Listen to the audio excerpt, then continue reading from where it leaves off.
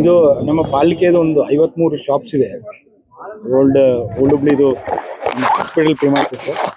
Hospital premises ಈ ಈ hospital premises ಕಂಪೌಂಡಿಗೆ ಹತ್ಕೊಂಡು ಸುಮಾರು ಒಂದು 53 ಸಣ್ಣ ಸಣ್ಣ ಶಾಪ್ಸ್ ಇದೆ. ಸುಮಾರು 50ರಿಂದ 60 ವರ್ಷ ಓಲ್ಡ್ ಶಾಪ್ಸ್. ಎಲ್ಲ ಡಿಲಾಬಿಟೆಡ್ ಆಗಿತ್ತು, ಬೀಳೋ ಸ್ಥಿತಿಯಲ್ಲಿತ್ತು. ಜಾಸ್ತಿ ಮಳೆ ಬಂದರೆ ಸಾರ್ವಜನಿಕರಿಗೆ ಹಾನಿ ಆಗ್ಬೋದು ಅನ್ನೋದು ಒಂದು ಸಂಭವ ಇತ್ತು. ಟೆಂಪ್ರವರಿ ಆಗಿ ಶಿಫ್ಟ್ ಮಾಡ್ರಿ ಅಂತ ಪಾಲಿಕೆಯಿಂದ 2018 ನೋಟಿಸ್ ಕೊಟ್ಟಿತ್ತು ಎಲ್ಲ ಅಲ್ಲಿ ಬಾಡಿಗೆದಾರಿಗೆ. ಪಾಲಿಕೆ ಅಂಗಡಿಯಲ್ಲಿ ಯಾರು ಬಾಡಿಗೆ ಇದ್ರು ಅವ್ರಿಗೆ ನೋಟಿಸ್ ಕೊಟ್ಟಿದ್ವಿ 2018ಕ್ಕೆ. ತದನಂತರ ಅಲ್ಲಿ ಬಾಡಿಗೆದಾರರು ನ್ಯಾಯಾಲಯದಲ್ಲಿ ಒಂದು ಸ್ಟೇಯನ್ನು ತೆಗೆದುಕೊಂಡಿದ್ರು. ಇವರಿಗೆ ಯಾವುದೇ ಕಾರಣಕ್ಕೂ ಅವ್ರನ್ನ ಅಲ್ಲಿಂದ ಡಿಸ್ಪ್ಲೇಸ್ ಮಾಡಬಾರ್ದಂತ. ಮತ್ತು 12ನೇ ತಾರೀಕು 2026 12 ಜೂನ್ ನಮ್ಮ ಪಾಲಿಕೆ ಅಂತೆ ಆದೇಶ ಬಂದಿದೆ.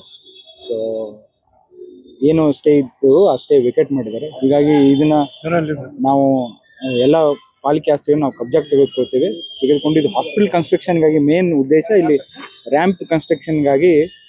ಈ ರ್ಯಾಂಪ್ ಕನ್ಸ್ಟ್ರಕ್ಷನ್ ಮಾಡುವಾಗ ಹಾಸ್ಪಿಟಲ್ಗೆ ಇವೆಲ್ಲ ಈ ಶಾಪ್ಗಳಿಗೆ ಧಕ್ಕೆ ಆಗುವ ಒಂದು ಸಂಭವ ಇದೆ. ಸೊ ಎಲ್ಲ PWD ಇಂಜಿನಿಯರ್ಸ್ ಇದ್ದಾರೆ, ನಾಳೆನೇ ವರ್ಕ್ ಸ್ಟಾರ್ಟ್ ಮಾಡ್ತಾರೆ. ಸೊ ಅವ್ರಿಗೆ ನಮ್ಮ ಉದ್ದೇಶ, ಪಾಲಿಕೆ ಉದ್ದೇಶ ಅವ್ರಿಗೆ ಡಿಸ್ಪ್ಲೇಸ್ ಮಾಡ್ಬೇಕು ಅನ್ನೋದಿಲ್ಲ, ಬಟ್ ಓಲ್ಡ್ ಹುಬ್ಳಿ ಹಾಸ್ಪಿಟಲ್ ಇಲ್ಲಿ ರ್ಯಾಂಪ್ ಮಾಡ್ಬೇಕಂತ 2018 ಇಂಟಿಮೇಷನ್ ಈಗಾಗಲೇ ಕೊಟ್ಟಿದ್ದೀವಿ ಅವ್ರಿಗೆ ವೇಕೇಟ್ ಮಾಡ್ರಿ ಅಂತ. ಮತ್ತು ಇದು ಆಲ್ರೆಡಿ ನಮಗೆ ಸ್ಟೆಬಿಲಿಟಿ ಸರ್ಟಿಫಿಕೇಟ್ ಇದೆ. ಏನು PWD ಸ್ಟೆಬಿಲಿಟಿ ಸರ್ಟಿಫಿಕೇಟ್ ಕೊಟ್ಟರೆ ಈ ಶಾಪ್ಸ್ ಯಾವುದೇ ಟೈಮಲ್ಲೂ ಬೀಳ್ಬೋದು. ಇಲ್ಲಿ ಎಲೆಕ್ಟ್ರಿಕ್ ವ್ಯವಸ್ಥೆನೂ ಏನೋ ಸಮಸ್ಯೆ ಆಗ್ಬೋದು, ಮಳೆ ಬಂದಾಗ ಅನಾಹುತ ಆಗ್ಬೋದು ಅಂತಂದು. ಬಟ್ ನ್ಯಾಯಾಲಯದಲ್ಲಿ ಇದು ಪ್ರಕರಣ ಇರೋದ್ರಿಂದ ನಾವು ಕೂಡ ನ್ಯಾಯಾಲಯದಲ್ಲಿ ಫೈಟ್ ಮಾಡಿದ್ವಿ. ಈಗ ಅವರು ಏನೋ ಸ್ಟೇ ಇತ್ತು, ಆ ಸ್ಟೇ ವೇಕೇಟ್ ಆಗಿದೆ.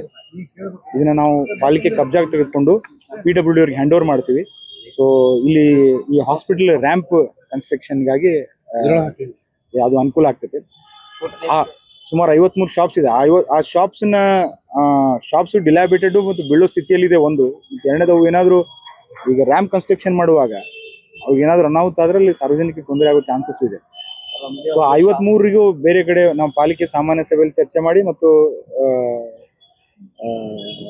ಇವ್ರಿಗೆ 53 ಮಂದಿಗೂ ಬೇರೆ ಎಲ್ಲರೂ ರಿಹ್ಯಾಬಿಲಿಟ್ ಮಾಡುವಂತ ಒಂದು ಪ್ರಯತ್ನ ಮಾಡ್ತೀವಿ.